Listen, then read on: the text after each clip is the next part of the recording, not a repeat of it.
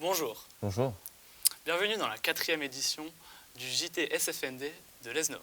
Voici les titres. Tout d'abord, nous commencerons par vous parler de la vie des professeurs lorsqu'ils étaient élèves à Saint-François et Notre-Dame à l'ES9. Ensuite, nous parlerons du stress à Saint-François-Notre-Dame. Puis, nous évoquerons la place de la pastorale à Saint-François et Notre-Dame à l'ES9. Puis, nous verrons à quel point l'anxiété des jeunes est présente face au futur. Ensuite, nous parlerons du parcours de Madame Arnaud Laménardière, professeure de cinéma audiovisuel à Saint-François. Tout d'abord, nous découvrirons comment les professeurs étaient lorsqu'ils étaient élèves à la réalisation: Lucie Ogor, Anaël Bauer et Lisa Bionic. Vous vous êtes peut-être déjà demandé comment les professeurs vivaient leurs années de lycée. Nous sommes donc allés interroger plusieurs professeurs au lycée de Saint-François-Notre-Dame. Les interviews que vous allez voir ont été réalisées lors de la journée du pull de Noël. Ne vous étonnez donc pas de voir certains habillés en lutin. Dans quel lycée étiez-vous? Alors j'étais scolarisé dans le lycée Saint-François-Notre-Dame à l'ES9. Au lycée Saint-François-Notre-Dame de l'Es-Nevin. Le lycée dans lequel j'étais, c'était Kérichen, à Brest.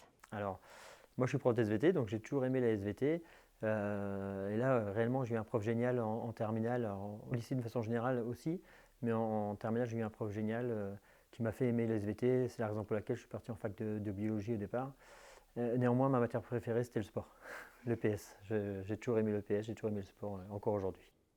Alors ma matière préférée, donc je dirais forcément les sciences économiques et sociales. Quel genre d'élève étiez-vous? Difficile de répondre à cette question, mais je pense que j'étais un élève assez classique. J'étais un élève plutôt sérieux, je dirais. J'étais pas très délurée, je faisais pas partie des populaires ou des choses comme ça. Après, les profs me remarquaient parce que j'étais assez pipelette, et puis je participais pas mal, mais c'est tout. Ouais. Ben, le métier a découlé de la matière que j'aimais beaucoup, donc professeur de sciences économiques et sociales. Même si ça ne s'est pas fait tout de suite. Au lycée, je partais plutôt vers des études commerciales au début. J'avais absolument aucune idée de ce que je voulais faire, et puis je suis arrivé un prof un peu par hasard au cours de mon service militaire. Non, je voulais pas être prof, je voulais être médecin. Mais alors, quels étaient leurs ressentis au lycée? Comment vivaient-ils cette période qui, pour beaucoup, peut être une source de stress? Est-ce que vous gardez un bon souvenir de vos années lycée? Ouais, c'était sympa. J'ai fait 2 voyages scolaires, j'ai encore des gens qui étaient avec moi au lycée que je vois toujours. Oui. Je pense qu'aujourd'hui, parmi mes amis les plus proches, j'en ai rencontré ici à Saint-François. Ouais, j'aimais bien aller en cours parce que à l'époque, on pouvait choisir des filières. Et j'avais choisi la filière ES avec de l'histoire géo, des sciences économiques et sociales et des mathématiques, 3 matières qui me plaisaient plutôt. Et donc j'avais goût à aller en cours pour tout ça. Oui, j'en garde plutôt un bon souvenir. Ouais. Ouais, un très très bon souvenir. Un très bon souvenir. Est-ce que vous étiez stressé, anxieux ou plutôt détendu? Plutôt détendu. Ouais, plutôt, peut-être trop détendu d'ailleurs. Anxieux à l'approche de certains examens, mais au quotidien, non, ça allait. C'est comme les élèves d'aujourd'hui, quand on ne travaille pas assez, on est un peu plus stressé, et quand on travaille correctement, normalement on a bien préparé les choses. Et est-ce que vous avez des conseils ou des regrets à partager? Des regrets peut-être au cours de mes études supérieures. Maintenant, quand je relis mon parcours, il n'y a pas de regrets particuliers ou trop forts parce que je suis rentré assez rapidement sur le marché du travail, il y a des revenus qui ont suivi, il y a un cadre de vie, une stabilité et tout ça fait qu'aujourd'hui, je peux en profiter, quoi. Alors j'ai aucun regret, moi, je fonctionne sans regret. Le regret que j'ai eu, c'est que j'étais une grande feignante, que je travaillais pas. Enfin, je faisais mes devoirs, voilà, je faisais pas plus. Et que j'aurais dû faire plus. C'est ce qui m'a perdu. Donc en général, quand je parle à quelqu'un ou à un élève et je sais qu'il a moyen de bien réussir, mais qu'il ne réussit pas parce qu'il ne bosse pas assez, quand je lui dis « il faut que tu bosses », etc., alors oui, ça fait rabat-joie, oui, ça fait donneur de leçons, mais en même temps, vraiment, je sais de quoi je parle, parce que moi, ça m'a clairement perdu, quoi. Vraiment. Le seul regret que j'ai, c'est celui-là. Un grand merci à Madame Lovadina, à Monsieur Léon et à Monsieur Kéribel d'avoir répondu à nos questions et pour ses précieux conseils. Nous espérons que votre curiosité a été autant satisfaite que la nôtre.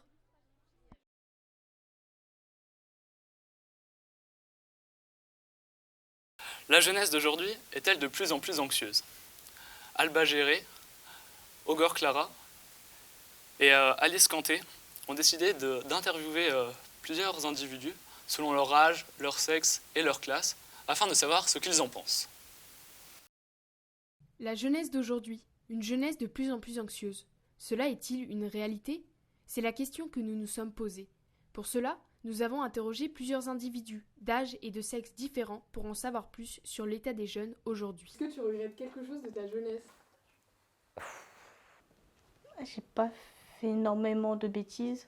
J'ai pas de choses que je regrette forcément, mais je pense qu'il y a plein de choses que j'aurais pu faire mieux et plus rapidement aussi. Peut-être d'avoir trop essayé d'être comme les autres et de vouloir rentrer dans un modèle bien particulier. Peut-être ça, je le regrette un petit peu, de ne pas avoir juste accepté que j'étais pas comme tout le monde. Mon comportement de manière générale. Tu veux faire quoi plus tard ? J'ai plein d'idées, je me ferme aucune porte. Alors travailler dans le cinéma déjà, soit peut-être dans le son, réalisatrice ou monteuse. Ce que je voudrais faire plus tard, j'aime bien tout ce qui est domaine créatif. J'aimerais travailler dans la réalisation de films, peut-être créer mes propres métrages. Monteur audiovisuel.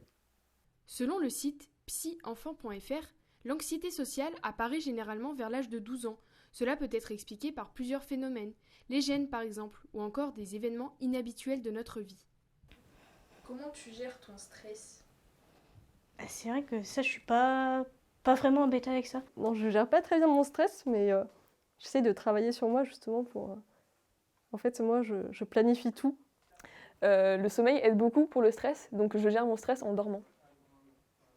Ou sinon, je regarde Friends. Comment tu te sens dans ton année scolaire ? Franchement, ce début d'année scolaire se passe plutôt bien. Pour l'instant, je me sens bien. C'est beaucoup plus épanouissant d'être dans cette année scolaire que ça a été d'être en terminale, en première ou quoi que ce soit d'autre. Moi pour l'instant ça va. Après c'est vrai que je pensais que ça allait être plus simple que ça. J'ai un peu été surprise par la seconde et le lycée, mais ça va. Aujourd'hui, les jeunes se posent de plus en plus de questions, sur l'avenir notamment, sur leur parcours scolaire ou encore l'évolution de l'humanité. Est-ce que tu redoutes la suite à cause du monde qui nous entoure, exemple l'écologie ou les guerres Alors, je redoute beaucoup le futur, effectivement. Principalement avec l'écologie, le changement climatique, tout ça. Pour beaucoup de choses, effectivement, je redoute le futur. J'essaye de pas trop y penser et de vivre le moment présent. À la fois, oui, on a peur de l'avenir parce que l'avenir est quand même plutôt sombre sur plein de sujets. Donc oui, l'écologie et les guerres, pas forcément. Est-ce que tu penses que les jeunes vont réussir à construire le monde de demain ? Je suis très pessimiste, donc j'ai envie de dire qu'il n'y a pas de monde de demain, mais s'il y en avait un, je pense que oui, on arriverait à se mettre d'accord pour faire quelque chose de bien. Il faut bien. Comment vois-tu ton futur ? J'avoue que difficile de voir le futur actuellement, mais j'aimerais bien le voir se passer bien. Pour lutter contre le stress des jeunes, Saint-François Notre-Dame a mis en place des heures d'initiation aux techniques de relaxation tous les jeudis. Ces moments sont facultatifs pour les élèves. Chacun et chacune a la possibilité d'y participer. Cela a été mis en place par les enseignants afin de répondre à cette poussée de l'anxiété chez les jeunes.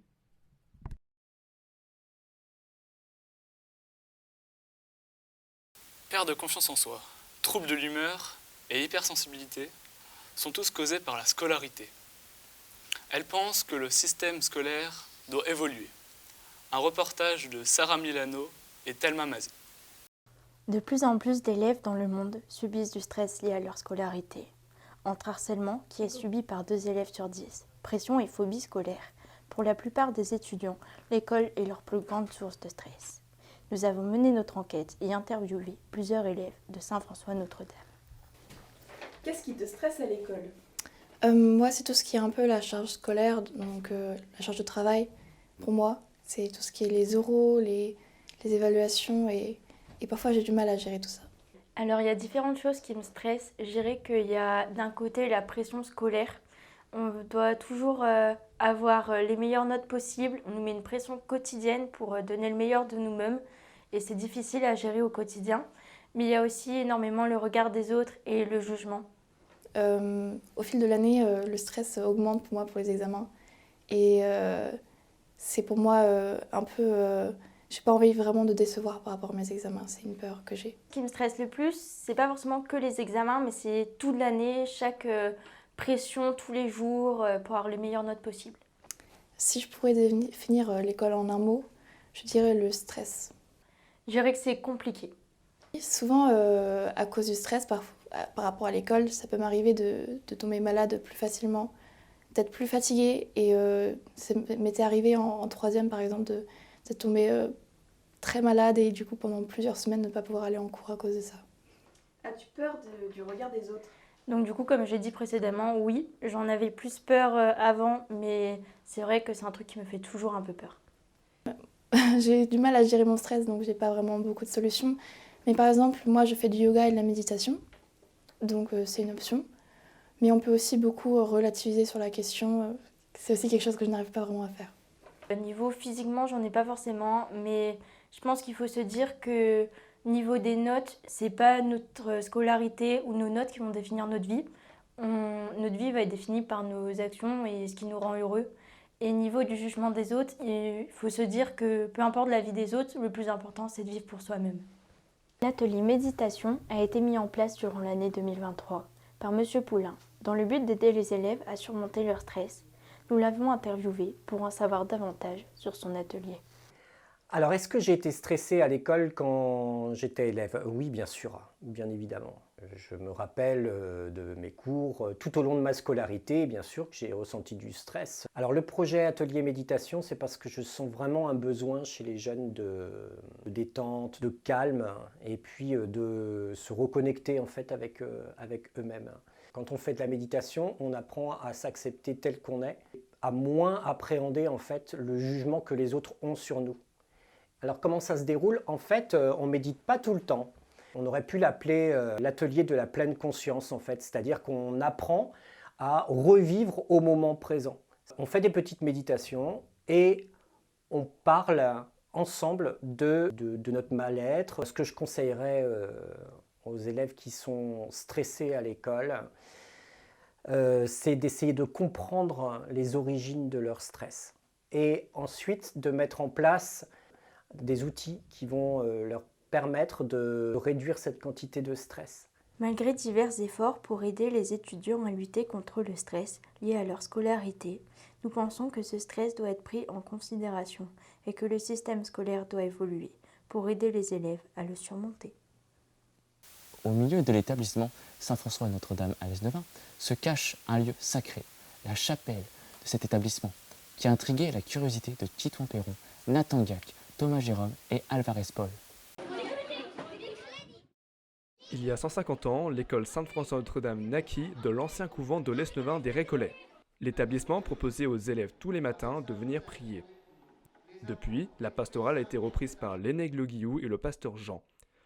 Le principal de l'établissement, M. Krogenek, nous donne son point de vue sur la pastorale et si elle a une importance ou pas. C'est pas qu'elle a une importance, c'est qu'elle fait partie d'eux. C'est-à-dire qu'aujourd'hui, un établissement comme Saint-François-Notre-Dame est construit sur un système de valeurs qui sont liées justement à la pastorale, au caractère propre et à l'enseignement catholique. C'est-à-dire qu'aujourd'hui, on se base sur ces valeurs-là et l'origine même de Saint-François-Notre-Dame s'est bâtie, s'est créée sur ces notions-là et ces valeurs-là. Donc dire que ça a de l'importance ou pas, la question ne se la pose même pas, ça fait partie de l'existence même de l'établissement. Nous avons fait un sondage auprès d'élèves de l'établissement. 200 personnes ont répondu à ce sondage. Sur toutes ces personnes, 63% disent ne pas être croyants et 37% déclarent l'être. Parmi ces 74 élèves, 85% se déclarent non pratiquants, donc 63 élèves. Mais parmi les 200 personnes interrogées, 77% ne connaissent pas les principes d'une pastorale, ce qui équivaut à 154 élèves. L'un d'entre eux a accepté de répondre à nos questions. Jamais été croyant, même si bon, je respecte totalement les gens qui y croient. Chacun croit, chacun ne croit pas. Je sais qu'on me dit très souvent non mais Jésus il existe ou des trucs comme ça. Non mais la Bible elle raconte toute la vie. Moi je dis comme quoi c'est mes goûts. Pour moi ça n'existe pas. Voilà, tout simplement. Alors certains, oui, ça peut apporter des choses. Après, bon, pour moi, certaines fois, je me dis, bon, faut pas non plus trop exagérer. Mais certaines personnes, écoute, elles y croient, je vais pas les contredire, comme j'ai dit tout à l'heure. Tout au long de l'année, la pastorale propose des événements lors des fêtes comme Noël ou Pâques. Elle vous invite à les rejoindre pour passer un petit moment de partage et de communion. Je vois une certaine fidélité sur les élèves que j'ai découverts en 6e, qui viennent toujours me voir en 5e. Et il y a cette relation de confiance qui s'est mise en place. Au niveau du nombre de lycéens, on a doublé sur l'aumônerie cette année, et donc c'est bien, c'est super. Donc moi je veux bien qu'on double tous les ans. L'idéal c'est d'être une dizaine, une douzaine pour vraiment avoir le temps de s'exprimer chacun. Et bon là, si on arrive à 20, il va falloir multiplier les cours. mais c'est super, c'est vraiment c'est super. Et après, c'est vrai que c'est très variable. On voit bien, on suit aussi le rythme du collège. Et quand il y a des périodes d'évaluation de bac blanc, de brevet blanc, ben, on voit bien que la disponibilité n'est pas toujours là. Donc voilà, moi je suis assez contente sur le nombre d'élèves qui peu à peu s'interrogent, qui rentrent dans une démarche ou qui persévèrent, qui poursuivent cette démarche de foi. Et puis certains viennent simplement parce qu'ils s'y sentent bien. Je suis très content d'être prêtre, je suis très content de la mission que j'ai en tant que prêtre, et je suis très content de pouvoir être appelé au service dans l'établissement Saint-François Notre-Dame. La pastorale, pour moi, c'est d'aider ceux qui sont chrétiens à grandir dans leur foi, puisqu'au collège et au lycée, on passe de l'enfance à l'âge adulte, on acquiert les savoir-faire pour s'engager dans la vie d'adulte, mais on acquiert aussi un savoir-être. Et la religion chrétienne façonne des hommes libres. Et donc ce passage de l'adolescence est vraiment crucial pour avoir des chrétiens qui sont forts dans leur foi et au service des autres dans le monde. Donc ça, pour moi, c'est vraiment un aspect essentiel de la pastorale. Et il y a un deuxième aspect qui est celui de l'annonce de la foi, parce que nous sommes dans un établissement catholique. Beaucoup de gens ne sont pas chrétiens, mais le rôle des chrétiens dans leur environnement est de témoigner de leur foi pour que ceux qui veulent rencontrer Dieu puissent le faire et nouer une relation avec le Christ. Monsieur Cardinal nous parle de l'importance d'une pastorale à Saint-François-Notre-Dame. Je pense que c'est important également d'avoir à la fois un espace où les élèves peuvent venir, s'ils le souhaitent, échanger avec les naïgs, échanger entre eux, rencontrer éventuellement des intervenants extérieurs, et puis des temps sur les permanences ou à l'heure de midi, pour pouvoir aussi se retrouver et discuter. Donc la pastorale est quelque chose d'important et de nécessaire, je pense, dans un établissement comme le nôtre. Finalement, la pastorale n'est pas que pour les croyants. Il ne suffit pas de croire en un Dieu, mais en soi.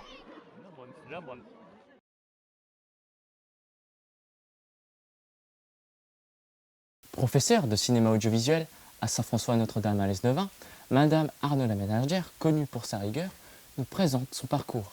Un reportage de Gwendal Huette, Camille Puren et Eodez Ropars. Nous nous posions des questions sur le parcours de nos professeurs.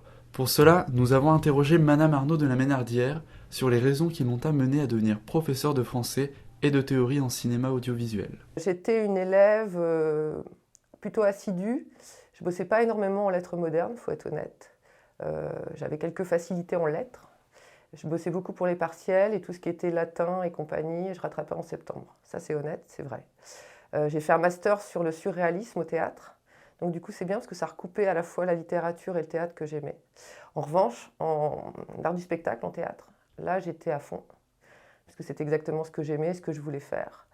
J'ai quand même voulu assurer, un peu de pression parentale, j'ai quand même voulu assurer mes arrières avec la littérature et les lettres modernes.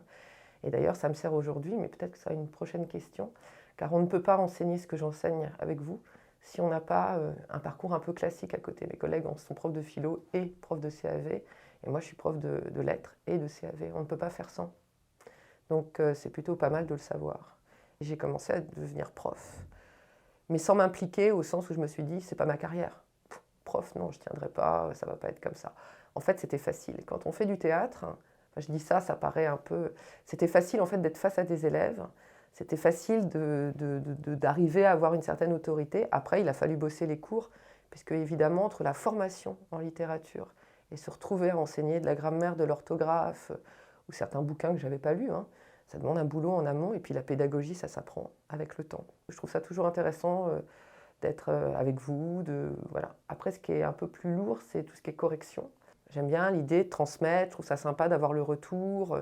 En CAV, en plus, c'est très sympa parce qu'on est toujours en petits groupes. Il y a l'idée de faire passer les élèves toujours de l'autre côté. On fait tout le temps des classes inversées, donc ça, c'est hyper sympa. Alors, mon métier a un impact sur ma vie quotidienne parce que je regarde des films tout le temps. Voilà. Par exemple, l'été, je peux m'envoyer 3-4 films dans la journée. Les préjugés sur le métier de prof. Alors déjà, penser que c'est un métier facile, c'était la blague. Ben, ça va, tu es toujours en vacances, tu fais 18 heures, me dis pas que c'est un temps plein. Bon, les grands clichés. Hein. C'est vrai qu'il y a une petite tendance. Tant qu'en fait, on n'imaginera pas qu'ouvrir des écoles, c'est fermer des prisons. Ça, c'est ce que dit Victor Hugo, qu'on n'imaginera pas que l'éducation, c'est la base de tout, je pense. Il y aura du mépris pour ce métier. Peut-être qu'un jour, on considérera, comme dans d'autres pays, que c'est un métier qui, comme l'hôpital, est fondateur d'une société.